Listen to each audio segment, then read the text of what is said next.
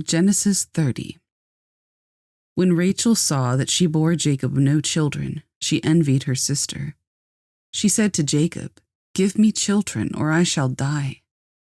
Jacob's anger was kindled against Rachel, and he said, "Am I in the place of God, who has withheld from you the fruit of the womb?" Then she said, "Here is my servant Bilhah. Go into her so that she may give birth on my behalf, that even I may have children through her." So she gave him her servant Bilhah as a wife, and Jacob went into her. And Bilhah conceived and bore Jacob a son. Then Rachel said, "God has judged me, and has also heard my voice, and given me a son." Therefore she called his name Dan. Rachel's servant Bilhah conceived again, and bore Jacob a second son. Then Rachel said, "With mighty wrestlings I have wrestled with my sister and have prevailed." So she called his name Naphtali. When Leah saw that she had ceased bearing children, she took her servant Zilpah and gave her to Jacob as a wife.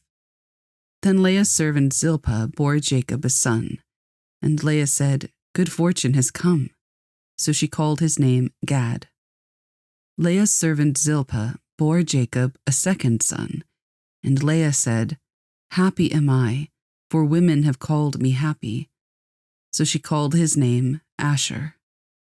In the days of wheat harvest, Reuben went and found mandrakes in the field, and brought them to his mother Leah. Then Rachel said to Leah, "Please give me some of your son's mandrakes." But she said to her, "Is it a small matter that you have taken away my husband? Would you take away my son's mandrakes also?" Rachel said, "Then he may lie with you tonight in exchange for your son's mandrakes." When Jacob came home from the field in the evening, Leah went out to meet him and said, "You must come in to me, for I have hired you with my son's mandrakes." So he lay with her that night, and God listened to Leah, and she conceived and bore Jacob a fifth son. Leah said, "God has given me my wages because I gave my servant to my husband." So she called his name Issachar. And Leah conceived again, and she bore Jacob a sixth son. Then Leah said, "God has endowed me with a good endowment. Now my husband will honor me, because I have borne him 6 sons. So she called his name Zebulun. Afterward, she bore a daughter and called her name Dinah. Then God remembered Rachel, and God listened to her and opened her womb. She conceived and bore a son, and said, "God has taken away my reproach." And she called his name Joseph, saying, "May the Lord add to me another son." As soon as Rachel had borne Joseph, Jacob said to Laban, "Send me away that I may go to my own home and country.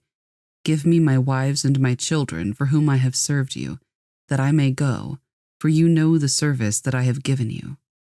But Laban said to him, "If I have found favor in your sight, I have learned by divination that the Lord has blessed me because of you. Name your wages, and I will give it." Jacob said to him, "You yourself know how I have served you, and how your livestock has fared with me. For you had little before I came, and it has increased abundantly, and the Lord has blessed you wherever I turned. But now when shall I provide for my own household also?" He said, "What shall I give you?" Jacob said, "You shall not give me anything. If you will do this for me, I will again pasture your flock and keep it.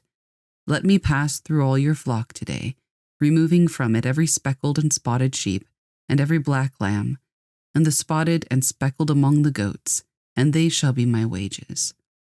So my honesty will answer for me later, when you come to look into my wages with you. Every one that is not speckled and spotted among the goats and black among the lambs, if found with me, shall be counted stolen." Laban said, "Good, let it be as you have said." But that day Laban removed the male goats that were striped and spotted, and all the female goats that were speckled and spotted, every one that had white on it, and every lamb that was black, and put them in charge of his sons. And he set a distance of 3 days' journey between himself and Jacob pastured the rest of Laban's flock. Then Jacob took fresh sticks of poplar and almond and plane trees, and peeled white streaks in them, exposing the white of the sticks.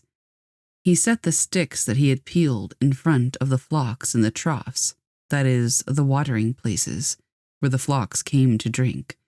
And since they bred when they came to drink, the flocks bred in front of the sticks, and so the flocks brought forth striped, speckled, and spotted. And Jacob separated the lambs, and set the faces of the flocks toward the striped, and all the black in the flock of Laban. He put his own droves apart, and did not put them with Laban's flock.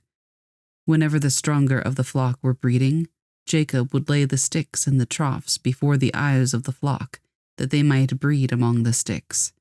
But for the feebler of the flocks he would not lay them there. So the feebler would be Laban's, and the stronger Jacob's. Thus the man increased greatly, and had large flocks, female servants and male servants, and camels and donkeys.